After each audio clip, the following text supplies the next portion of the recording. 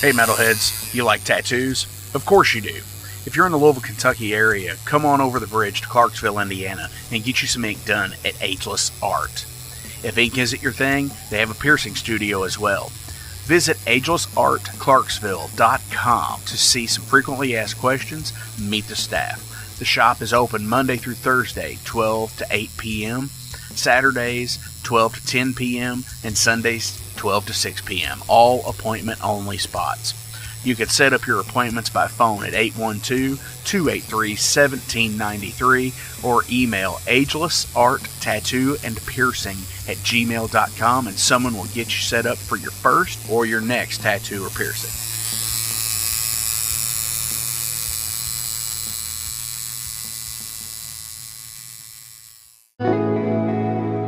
Hey, it's Jeff McNichol down here at Mom's Music, 1900 Melwood Avenue.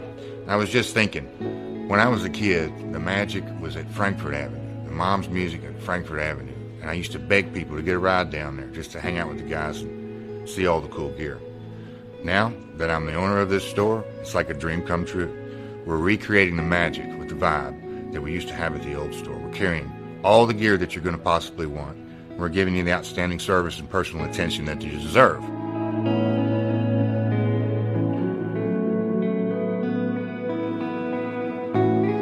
Yeah, so we've got the great guitar shop here. We're carrying USA Fender, USA Gibson, Paul Reed Smith, Gretsch, Jackson, Charvel. Anything you could possibly want, we're going to have it for you. Mom's is and always will be Louisville's music store.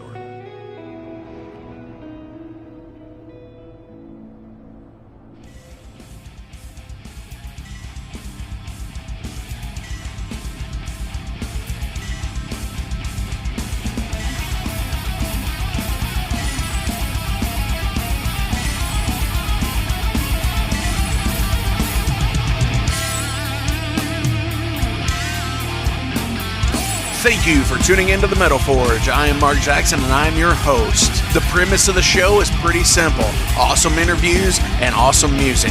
If you want to contact me, hit me up at metalforgeradio@gmail.com or visit the website metalforgeradio.com. And now let's get this show on the road. What is going on, metalheads? Thank you all for tuning in to this week's episode of the Metal Forge. My name is Mark Jackson, and I am your host. Today, we are making First Kontact with the band Kontact, an absolutely brand new band from Calgary, Alberta, Canada. It's super rad, and I think you're going to dig it. There's members of HROM in there. There's members of Traveler in there, and you know, both of those bands have been on the Metal Forge before, so please check the archives, find their episodes, give them a listen, because it's fucking cool, right? That's what I thought. But before we get into talking with those guys, I want to take a minute here and say, here we are, a new year, a new Metal Forge. I'm going to start talking about some of the stuff that's going on in my life personally. So, as a lot of you know, who know me personally and listen to the show, I've been in the pest control industry for the last 6 or so years. And I left the auto parts industry for that. I recently just started a new job back in parts again.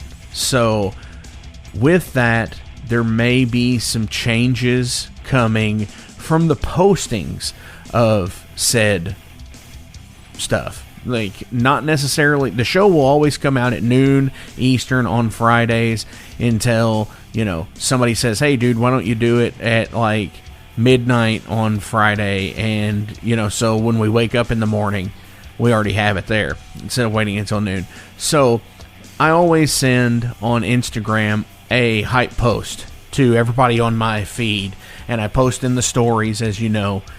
And I usually do that about 10:30 in the morning Eastern time.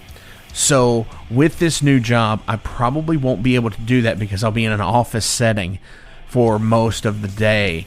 And that may change. That may come earlier in the morning.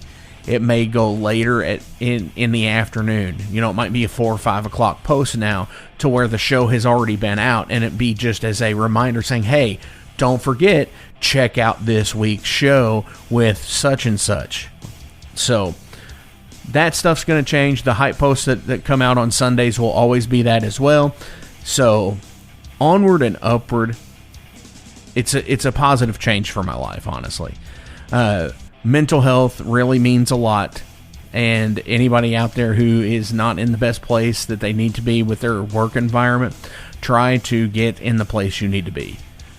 Because mental health means a lot. Don't run yourself into the dirt because of a job or anything like that. So, hell yeah. Down below, there are links to the sponsors. And without you guys supporting them, they can't support the Metal Forge either.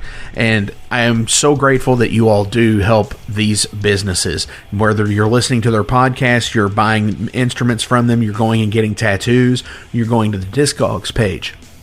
Thank you all so much, and continue to please support all of these guys.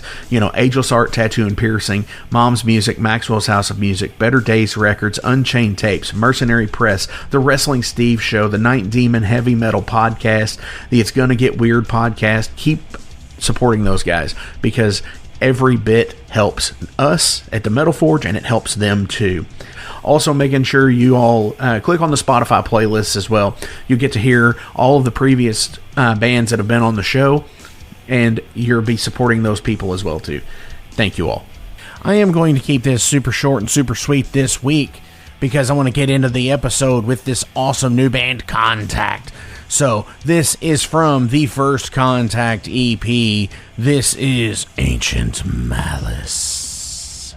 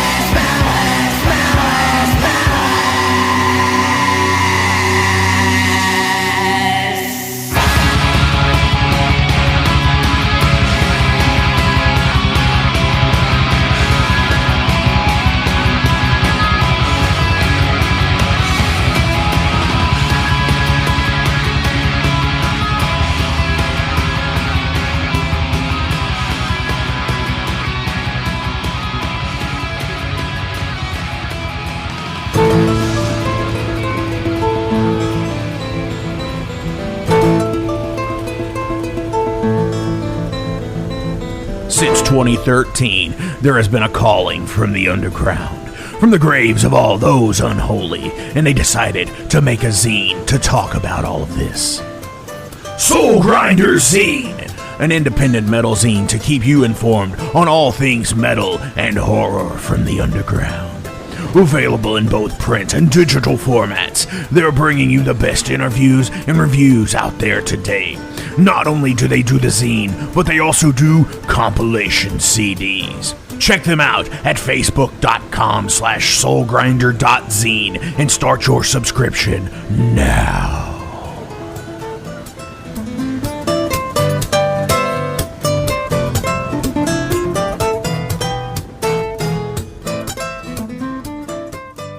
Welcome to the night. You think you know Night Demon?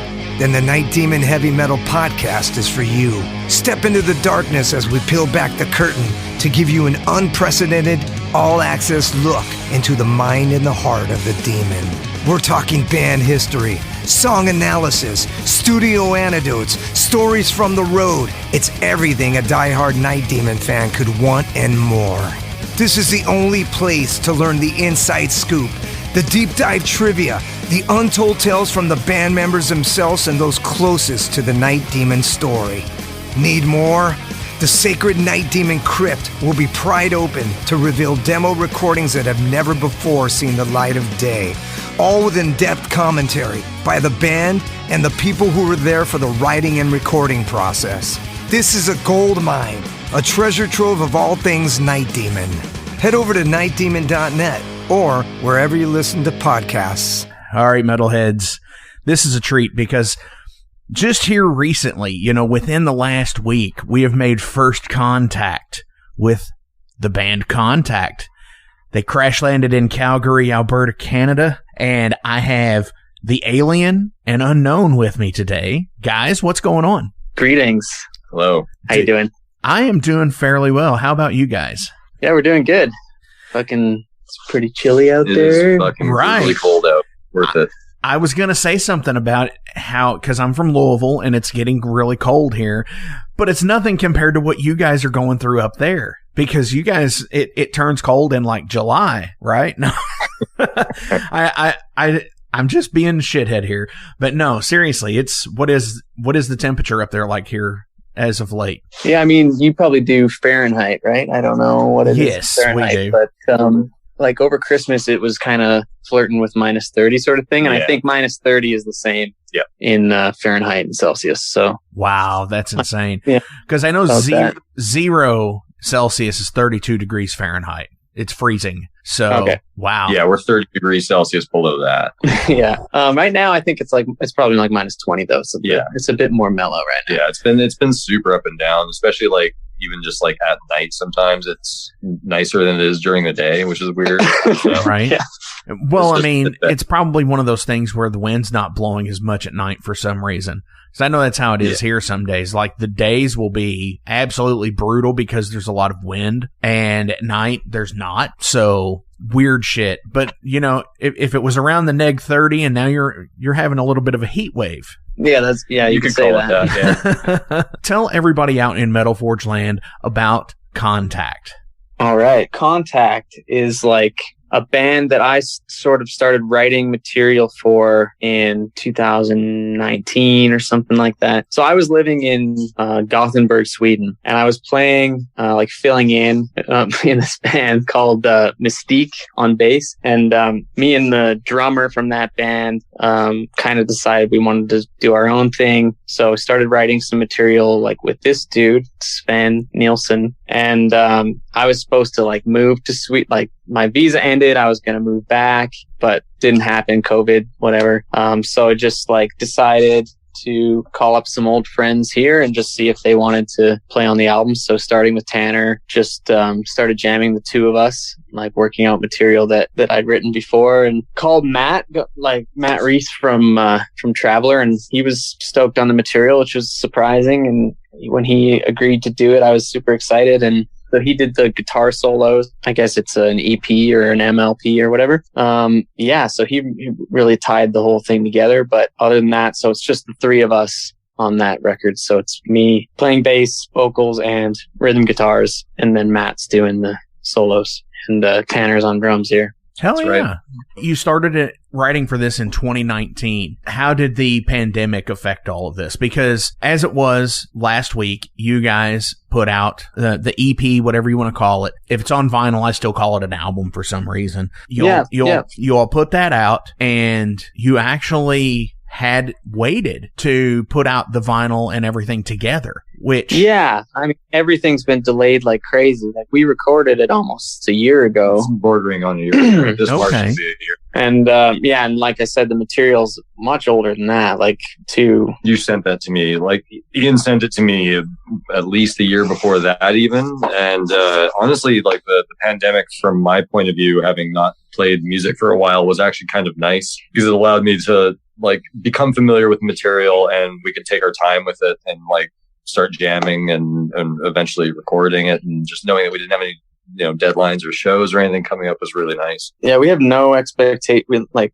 from the beginning, had no expectations for this. Just like, make it sound good. Like, we recorded it ourselves in my basement Illegally, here. we couldn't actually have that many people in a house together unless you were, Yeah, that's right. I forgot about that. We had like a plan for like what we would say if the cops came to the door. Be like, oh, it's just like teaching a drum lesson or something. I was happy to do just about anything leaving the house wise, but yeah, it was extra fun breaking the law to record this. Yeah, I think you can really hear it on the record. It comes through. Yeah, definitely. So that's an interesting concept in itself right there, because being in the States for myself, we didn't have near as many people. We'd have like 4 or 5 of us get together, and we'd have like a game night once a week during like pandemic, where it was in its biggest thing, where you're not really going out to places are closed, but we didn't have like police coming around. Like, was that actually a thing going on in Canada? It was. I think pretty quickly they stopped enforcing it, but I remember it being like hearing about it all the time.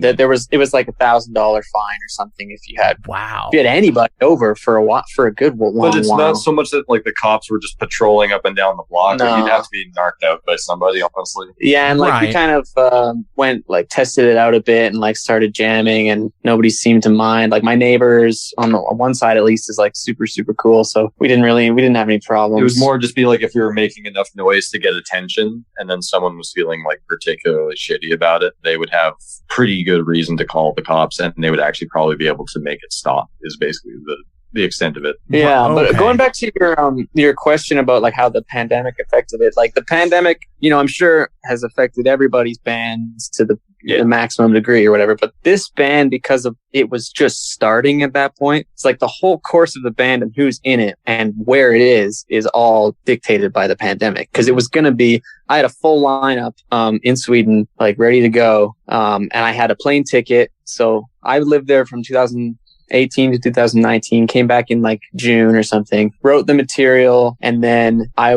had a plane ticket for March 16th to 2020 to go and record the demo with Sven. And we had like a dude lined up already, like it was happening. And that was like pretty much like my flight was canceled like the day before. Like that was right when shit hit the fan, like to the day almost. And so we were still planning on doing it, whatever. I bought a plane ticket for like a year later and on. And like to the point where even when we had started recording it, like I still hadn't really talked to Sven and been like, this is like, we have to do this in Canada now. So it really changed. Like, I put some credits on the EP. Like, the only people I think I thanked were just like the prospective Swedish band members that were supposed to be playing on it. So it's a completely different band because of that, but it's also cool because like I like where I'm from, and it's cool that Calgary now seems to have a bit of a reputation for metal because of Traveler and Riot City and whatever. So it's not like when I moved to Sweden, it was in order to be part of like a music scene that was really happening, that if you did something, you kind of get noticed. And now it's like that bands from Calgary are able to pull it off. Yeah. So I still love, like, I can't wait to go back to Sweden and see my friends and stuff, but it's not like, it feels good to be able to do stuff from home. Absolutely. Also, we've been threatening to be in a band together for on and off a decade. Yeah, like, so it's cool to actually like finally do it. Yeah, we've known each other for like over 10 years, and this is our first time playing in a band together. So that's nice. That's super cool. And that's always a great thing too, when you can actually do that, where, you know, you have a friend that, you know, and have been in bands for, you know, they've been in their deal, you've been in your deal, and it's like, what the fuck? Why don't we just play together? Or, you know, why don't we just try this out? Which is a cool thing as well. Well, that's what I was saying earlier. Like, there's a level of trust there, like knowing obviously Ian's fucking history musically. I was like, well, there's no question there. It's more just like, will we gel and like build material work? And like, it was extremely comfortable immediately. Like, we've been jamming on and off again, still through the pandemic and stuff still, but it's like, it feels extremely comfortable, even though we haven't played together until now. Yeah. And I mean, I wrote all this stuff on my computer and like programmed the drums and everything. And I was expecting Tanner to, like, you know, to change things up a lot. And like Sven originally was like, hey, I'll figure it out. Kind of, it was a lot more loosey goosey. And then when we started jamming, Tanner was like playing a lot of this stuff kind of verbatim. And it was like, whoa, I didn't realize, like, it just his chops that he was able to like actually play exactly what I had envisioned, to me was just, plus, like, you know, I can play the drums and like I can play everything that I write, but when watching Tanner play it, he hits like 20 times harder than I do. And it's like, oh, it's like watching a real drummer, you know, play. Right. And like, obviously I was like, Sven is one of my favorite drummers, like currently playing, you know, he plays in a band called Antichrist. He is insane. He's It's super like, killer. He's like one of the best drummers I've ever seen. And so I was, you know, to lose that guy was obviously a big bummer, and we're still like really good friends. But Tanner is like filling the shoes, and it's I'm just stoked to like be friends with such talented people. Yeah. Totally. Understandable.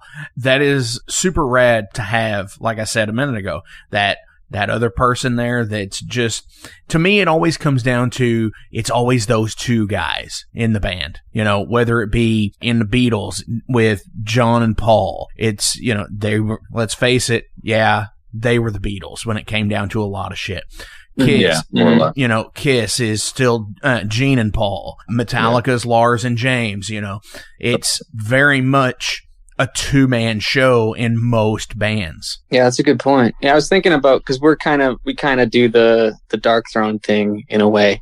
Yeah. Where we do everything ourselves, and then kind of the other dudes have been like session guys, because we're still like, we have so much material that I've written to get through that, like, we're not going to start writing as a band for a while, year or more. Definitely. Yeah, but definitely having a 2-person unit, like a string instrument player and a drummer, like that's the most efficient unit for writing heavy metal, I think. And practicing. Like you're talking about Paul and John, as they're both like string players, but I'm sure that they could play drums and whatever. Oh, absolutely. But it's also not a I don't know. Heavy metal is a very percussion based genre, and like everything is about, like, I'll write songs, and until they have drums with them, I don't know if the structure is working, if the tempo is like, even if the pre-chorus will go into the chorus properly, I don't know until there's or maybe it's because there needs to be a specific type of fill that like makes that work,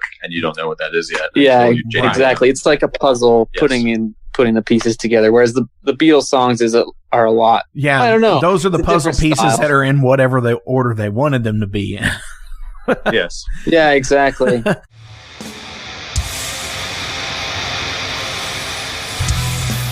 Hey everybody, let me tell you about the new sponsor to the Metal Forge, Unchained Tapes. They're an independent Pennsylvania tape label. They focus on extreme metal and punk with a killer approach to the tape scene. Visit their web store at unchainedtapes.bigcartel.com now to get your fill of tapes. And for being a Metal Forge listener, enter the code METALFORGE10 at checkout to get a 10% discount on your total purchase. That's unchainedtapes.bigcartel.com.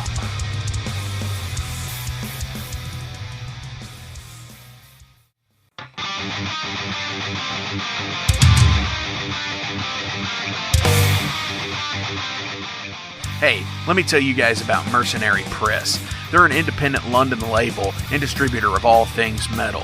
Mercenary Press delivers the goods from their own independent zine. Trust me, you're going to want to get in on that. To distributing various bands from all over the world, including Cramp from Spain and Sadistic Force from Texas. Visit mercenarypress.bigcartel.com to find out what all they have in stock and what you can order. And for Metal Forge listeners, enter code Metal Forge to receive a discount on your total purchase at mercenarypress.bigcartel.com. Check it out now. A second ago, you said some things about not being able to write together for a good long while because you still had stuff that you've already written. Mm-hmm. And with you just releasing First Kontact, are you going to release something else later this year as well? It's possible. I mean, we're definitely going to record this year. We were planning on recording in the summer. So doing like the first album, there's enough material for the first album, not reusing any stuff from this. I mean, this was originally a demo, but we kind of had the feeling that it was going to be like these days, if it's going to be picked up, they're going to press the vinyl of the demo anyways. So we did as good of a job as we could. Like that was my first time ever recording drums, but it sounds okay, good enough to be physical. So we're going to record an album that's probably going to be like 40 minutes long or something like that. And I think that'll use up all the material, but I don't know as far as it being released this year, everything's, I heard the delays are even more insane than they were before. Yeah. So unless we don't release it physically, everything's just going to be like a year or two delayed. So even if we record it now, it won't be out till next year, I'm sure. Definitely. And that's I was going to say it just further reemphasizes why we're not really in a rush to we want to stay diligent and work on this stuff, and it's fun to do it, and we've been having a great time doing it, but it's really nice not having a deadline or any expectations on it, especially with how things are going. Yeah, I feel way worse for Matt and Traveler, with all these fucking tours that are, they have demand and people want them to come there and they want to be out on the road and they can't, and they keep rebooking and recanceling, and it's a fucking nightmare. Whereas for us, nobody gives a shit. So we'll just keep writing and making stuff. And then maybe by the time the pandemic's done, if people want to book us, I'm down to do whatever with it. But there's no pressure and there's no, we're not disappointing anybody by staying at home, Well, I think it's a matter of knowing your market and knowing what you want to accomplish with it. Not necessarily that nobody's missing you or anything like that. It's because it's still very much at an early stage. Exactly, yeah. This is a first release for you guys, and that's something I've always tried to do with any band I've ever tried to get in outside of my own overload or anything like that, is I don't want to release, I don't want to go play shows first. I want to get everything together. I want to record this. I want to have albums in hand by the time we play a show. Albums, shirts, stickers, whatever. I think that's really where it's at for a lot of bands, because if you have product that they can take home with them immediately, you gain more fan base that way, I believe. Yeah, keep the momentum up. And I mean, so it's been really nice, having a fresh start, because Black Rat was my first band, and we did everything wrong, and we were teenagers when we started, and having an opportunity to have a little bit more knowledge and really build everything up appropriately, and have enough of be established enough that we can get our ideal label right off the bat, and all this stuff it's been really helpful. But yeah, I mean, starting something new, this is the most fun time to be in a band, is when it's brand new and it's exciting, and you're what kind of artwork are we going to use? What's the themes and all that stuff. No expectations, and just an endless possibility space is always appealing. Definitely. Especially if you've been in for a while. It's nice to break out of it. Whereas Matt's writing Traveler number 3 right now. Yep. And that's the third album, I think, is the hardest. That's the biggest hump to get over in my experience. That's when, right. It is pretty difficult. Album 1 is it's usually you have a demo, and then you do a first album of stuff that you've already written. And then the second album's usually written spontaneously right after the first one and flows, logically from it. And then the third album's the kind of what the fuck do we do? Departure point, potentially, if not you kind of rigidly stick to what you were doing, which might also be a mistake. Yeah, that's when you decide whether you're going to be a band that changes or a band that stays the same. Yeah. You know what I mean? Typically, that's usually how it ends up. If I'm thinking about some examples, Voivod is a good example, I think, of Killing Technology. Kind of the best case scenario, actually, of that fork in the road, I would say. Yeah. Right. And then, I mean, there's countless examples, but I was talking to a friend of mine recently, Jacob from Freeways, about bands that stay the same versus bands that progress or like move in some sort of direction, change form as they go on. And he was saying like he thinks it takes more. It like, I don't want to put words in his mouth, but like is more impressed by a band that can manage to stay consistent. Whereas I'm like, I want to see bands change and not repeat themselves, but in a way that still feels relevant. Like that to me is like the pinnacle, which is why Voivod I think is like one of the best. Yes. You know metal Voivod bands. when you hear it, regardless of what era it is. Yeah, it's all and all my favorite bands have multiple eras, Yes. you know, like that are just as valid, but are completely different. Definitely. It's like staying the same, but not. You have the idea, the mythos of the core. The core of what is there, but it grows and evolves as they get older. Mm-hmm. I think Judas Priest is that way. Ooh. That's a perfect example. Like, you know, people argue about like, do you like 70s Priest or 80s Priest? It's like, you obviously like both. Yes. Right. Or even 90s Priest. Aside from Ripper Owens, you know, you get Painkiller, you know. Yeah, I mean, I would argue the Painkiller is an 80s album though. I heard this once that 1990 is like the most 80s year of all time. Like the things that seem to be the most 80s come from 1990, and I think that there's, you know, the 80s is a spirit. Yes. You know what I mean? Yeah. I could see that. Yeah. But yeah, like I also really like Scorpions, and they have a distinct 70s and 80s, you know, with Uli Jon Roth and Matthias Jobs, that transition of having like two distinct but relevant eras sort of thing. Definitely. One band that I think is kind of enigmatic in that regard, that's like one of my favorite bands, is Blue Oyster Cult. In the sense that there's distinctively 80s Blue Oyster Cult albums, like the really AOR stuff like Club Ninja. But the transition from 70s to 80s to me isn't like as sharp as like with Priest or some other bands. Definitely. And it's like they faded into it. Yeah, exactly. And every album is kind of its own thing, was very much its own thing to begin with, and is that, you know, you could make a compilation album with a bunch of different eras and you could make it sound like a cohesive album because all the songs are like weird little journeys, you know what I mean? Definitely.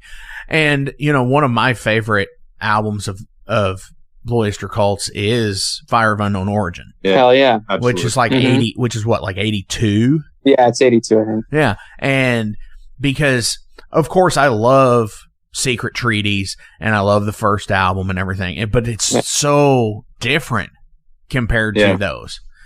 And absolutely. But it doesn't like scream 80s to me either. Like it still has the same like guitar textures and like, you know what I mean? Yeah. I think technology makes it different. I think the mixing and mastering process is what makes that a different album.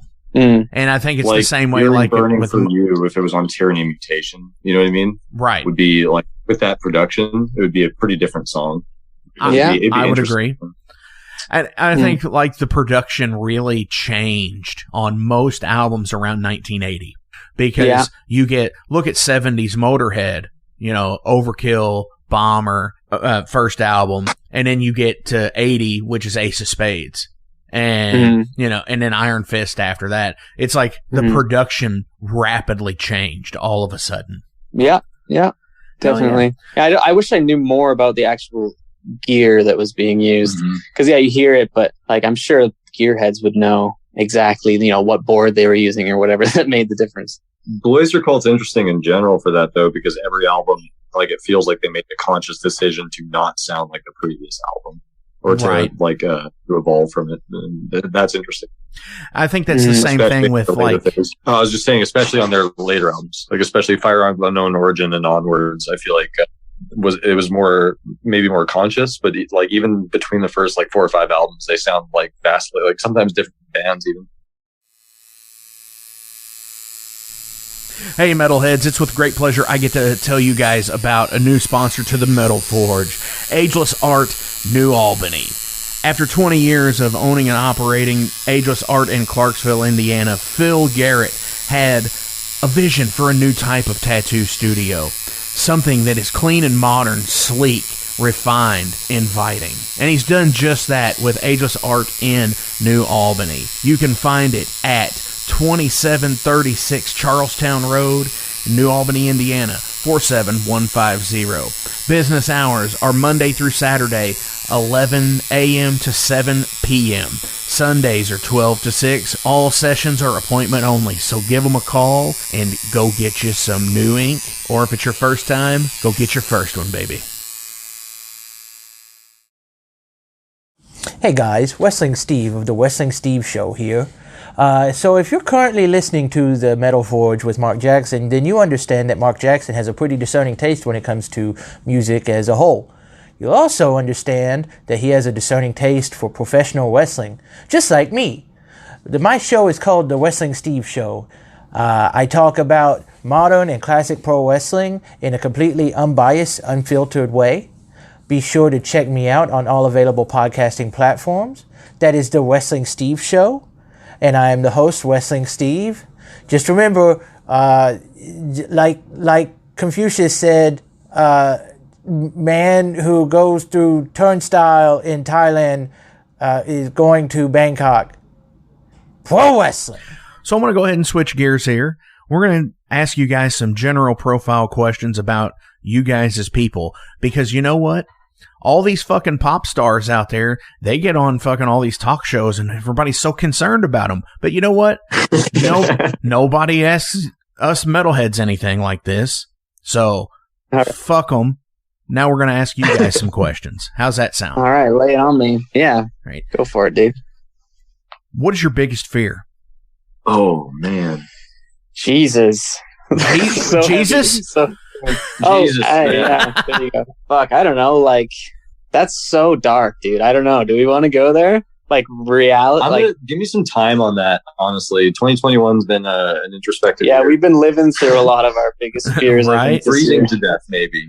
I've heard it's very painful. The first thing that popped in my head was dementia. Yeah, that's rough. Ooh. That's got to be one of the worst. I don't know, like, any sort of, like, body horror scenario, or I don't know, feeling of consciously like losing your mind, or like, I don't know, all the shit that people, I'm not like afraid of spiders or anything like that. Not really. I'm afraid of like black ice. I get vertigo when I get too high off the ground sometimes. that's like I don't know. You're pretty high off the ground right now, I think. Vertigo. I don't know, man. Like not being able to do the things I enjoy, I think. Yeah. Definitely. And like I just turned 30 and I'm getting a bit older, and like my body started really shitting the bed this year, and like, fuck, I gotta start doing yoga and shit to just not be like with playing guitar and stuff. Like, I gotta warm up my wrists, for singing. I gotta warm up my voice. That's been a big thing with this band. Like, I gotta dedicate time to warming up and like take care of myself. And I don't know if that has nothing to do with your question, but no, it does. Wait until you're 40 though. I'm if sure you think 30 was bad, it's worse. Yes, it does. I just didn't fucking 30, just like, it's like a magic number, dude. It's like you hit that and you just feel like shit. And I'm sure it goes on and on, but for me it was like, Jesus. Definitely. Do you believe in paranormal? Yes and no for me. I don't believe in like a lot of like the griftery kind of shit that they peddle and like TV and stuff like that, but like aliens exist, right? Like, they do. Aliens exist for sure. For sure they do. Like, that's fucking fact, but not necessarily like little green men. Yeah, like, I don't know. It's kind of maybe off brand for me to say that I don't believe in the alien stuff. But I mean, I know for sure that aliens are out there and all that. I don't know. I'm pretty like scientific minded. Right. I'm like open to weird shit for sure as well. Like, I haven't really had any experiences that I think like for sure that was a ghost or whatever. I did have one kind of ghostly encounter one time.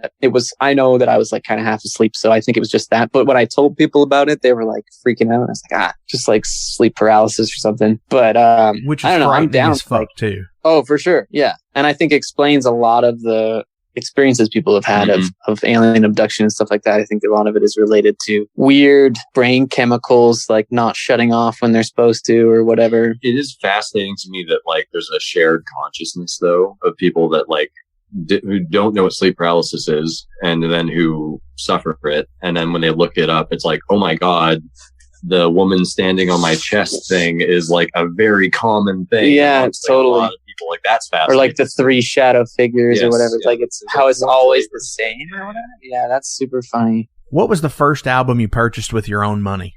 So I actually was thinking about this the other day, and I think I know the answer. And I'm pretty sure it was, I don't know what record it was, but it was a Fatboy Slim CD when I was 12 or something. So it's not a very impressive answer, but I think that's... And then after that, like, I don't have very good memory of like what records I bought. I grew up with a dad who was way the fuck into music. And so I don't have a conscious memory of what like my first album would have been that I bought myself. Also being an only child, they bought me a lot of music. They knew I was into music early on. So like, I would have no fucking clue. I definitely have a vivid memory of being at a Walmart and buying Sum 41's Half Hour of Power. Oh, nice. Which was an album that my parents did not want me to get. I think that was one of mine too, for sure. And I had 2 older brothers, so a lot of the music that I can't remember if I bought it or if you got my brother bought it. Yeah, like definitely like the whole Offspring discography up to the whatever album it was at the time. The generations. But I do have a better story, like in terms of the heavy metal thing, that's a little bit more relevant to what we play. Because when I was 10, I got Accept Balls to the Wall in my stocking. Fuck yeah. Nice. And my family is like, was at the time like super Catholic. Like, and that album cover, yeah. I'm pretty sure that it was like my aunt like couldn't see the forest for the trees with the album cover. Right. And yeah, I remember, so I got into all of my music pretty much through like snowboard and skateboard videos when I was a kid. And I remember I heard Fast as a Shark in a snowboard video, and I was like, I really liked sharks because I was a child. And I was like, this band has a song about a shark and it's awesome. That's and cool. So I asked for an Accept CD, and then it didn't have the shark song on it. So I didn't get played for probably, I don't know, so 5 years or more after that. But that was definitely one of them.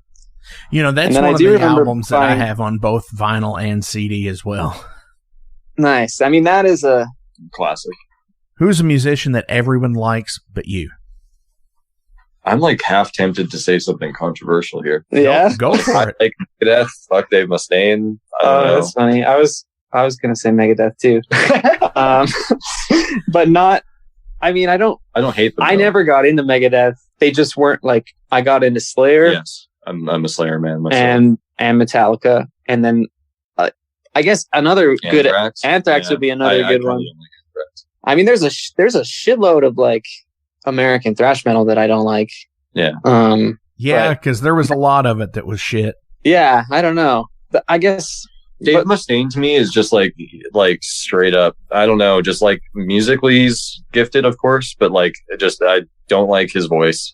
Don't like his lyrics very much. Well, just kind of honestly, I think if he did not need vocals to be considered, a popular musician, he would not have them in the band. That band would be completely instrumental music if he could get away with the selling the amount of albums that Megadeth has sold over the years. If none of them had any lyrics or any shit on there like that, he would be just fine with it, because obviously I would be too. Right. But what I'm saying is, like, he is such a technical player on his own that if he didn't have to play rhythm, he would be playing lead the entire time. Yeah.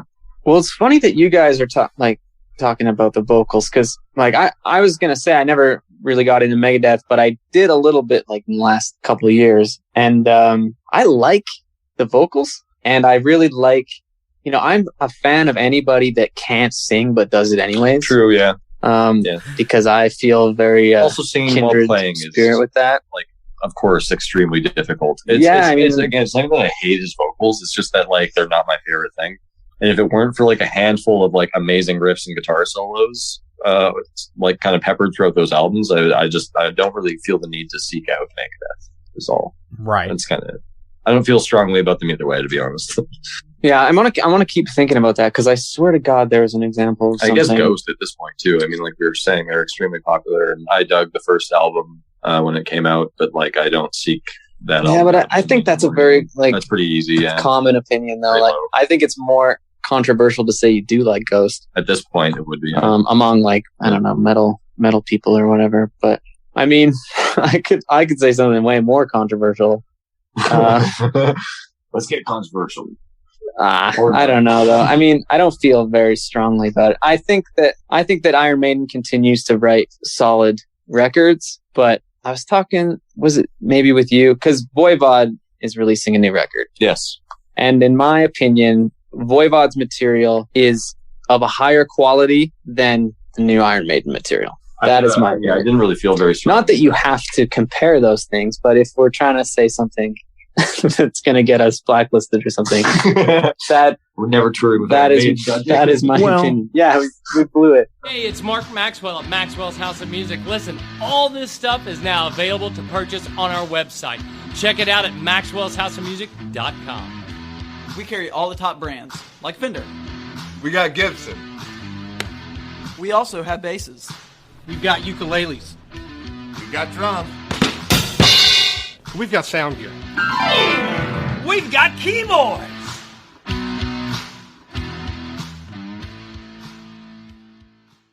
It's Gonna Get Weird is the name of the podcast. We're on season 2, so you have a whole season to get weird with Frank Green and Scott Clark. The best part is there's always laughter. Oh, yeah, you just pull that out. We have national touring comedians, NFL stars, rock stars, your local friends. It always gets weird. Weird answers. Have y'all ever snorted coke off of a 78 Pinto? No? You ain't no man. Weird questions. Who had a bigger cocaine habit, Jock Sutherland or Kaywood Ledford? Neither one, because they stopped beating their wives. And weird we never even thought of. Well, no. My friend is on acid, and I sent my friend to go find a payphone so that I can call and turn myself in for murdering this guy and ruin my life. We love all types of people, but we don't love all people. Weird. It's Gonna Get Weird is the name of the podcast, available everywhere. And thank you to Big X Sports Radio for being a proud sponsor of It's Gonna Get Weird. Frank Green, Scott Clark. Yeah. For the listeners out there, recommend an album or artist to get into, other than yourself, obviously. Just want to give shout outs to everybody.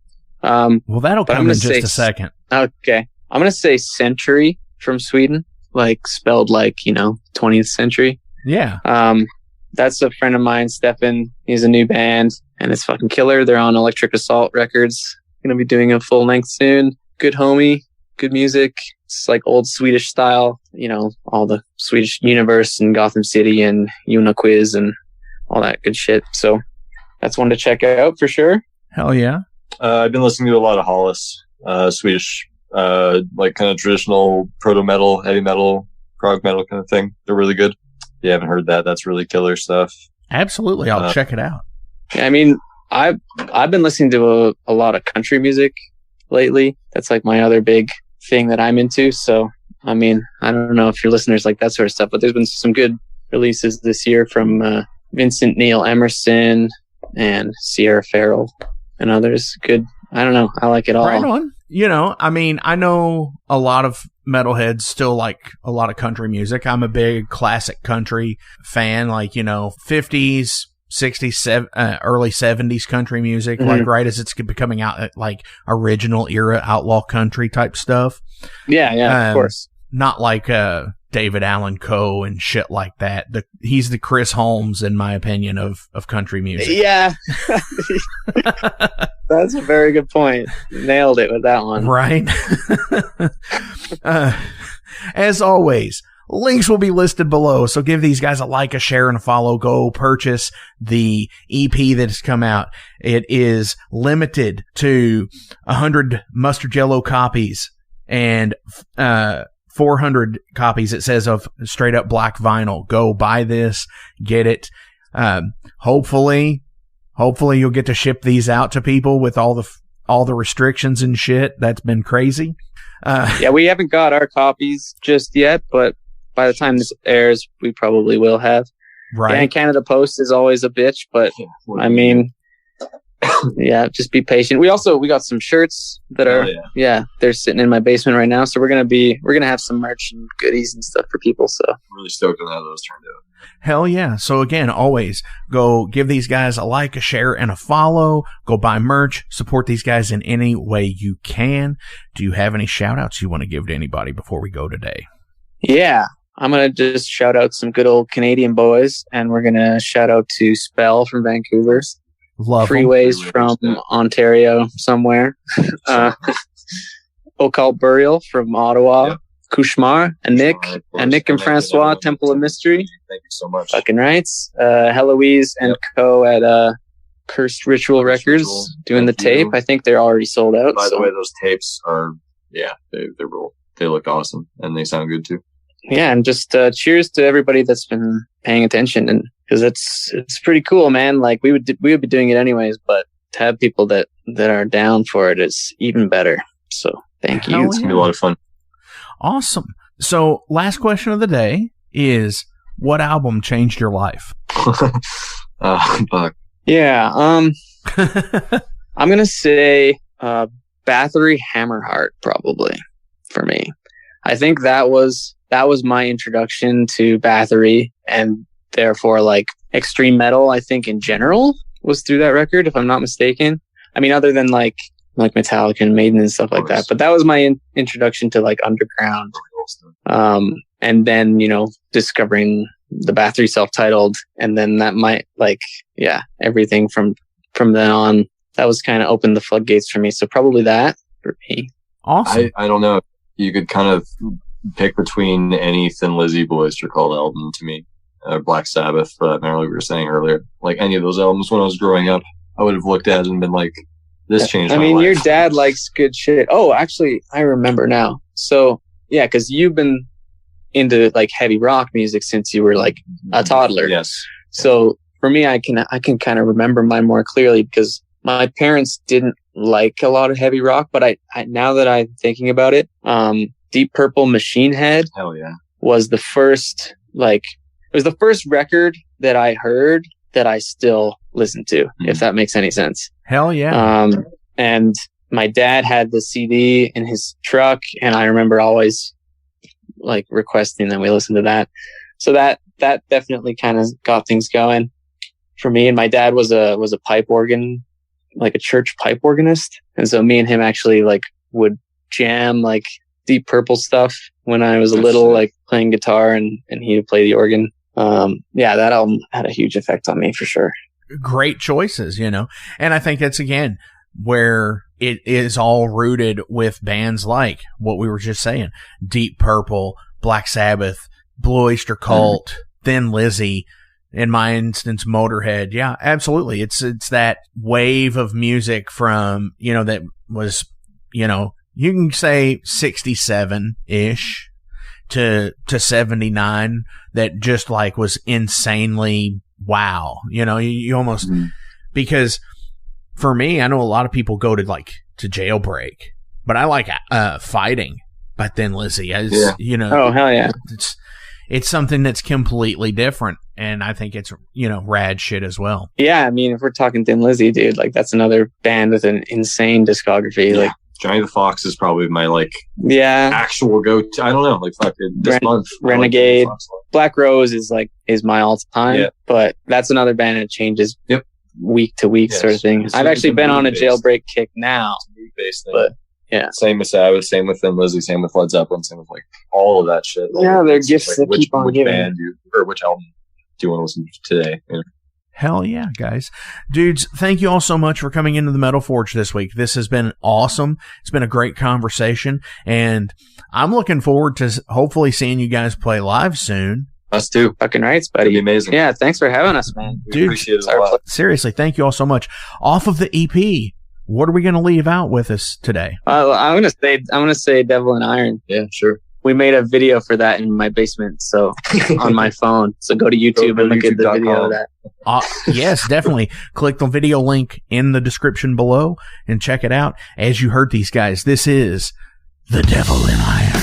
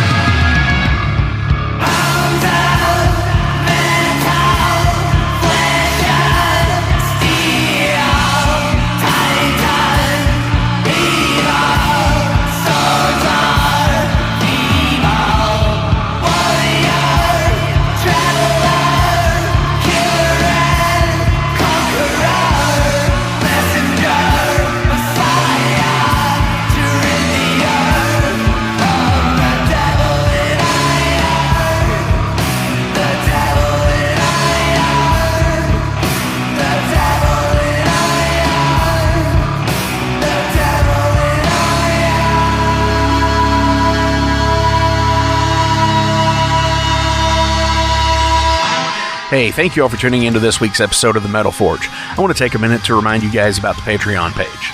Over on the Patreon page, we have the tiers set up to support the production of the show. We feature the Down and Dirty, which is just $1. There's nothing special for that one, it just sends me a thank you because every dollar helps. Then there's the Double Down and Dirty. Much akin to the Down and Dirty tier, everything helps produce the show in the end. You make your presence known, and I appreciate that more than you realize. Thank you for being a dedicated friend and supporter to the Metal Forge. By selecting that tier, you will receive some cool Metal Forge stickers in your mailbox. Now, we're really going to start pounding the metal madness with the Apprentice Metalhead for just $5 a month. By becoming an Apprentice Metalhead, you'll be given early access to the shows, published 24 hours before everyone else gets it. You're also going to receive 3 entries in any contest that we do here at the Metal Forge. You're also going to receive a 10% discount on all Metal Forge merch, and you're going to receive a sweet Metal Forge patch for your battle jacket or backpack. And now, here is the big one. This is the Master Metalhead for just $10 a month. By becoming a Master Metalhead, you will receive a hand-numbered Metal Forge Master Metalhead membership card. You're going to be given early access to the shows as well, with 36 hours before everyone else. You're going to receive 5 entries in any contest that we do here at the Metal Forge.